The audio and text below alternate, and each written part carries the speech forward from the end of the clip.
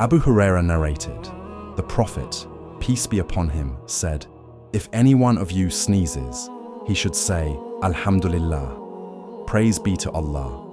And his brother or companion should say to him, Yarhamukallah, may Allah bestow his mercy on you."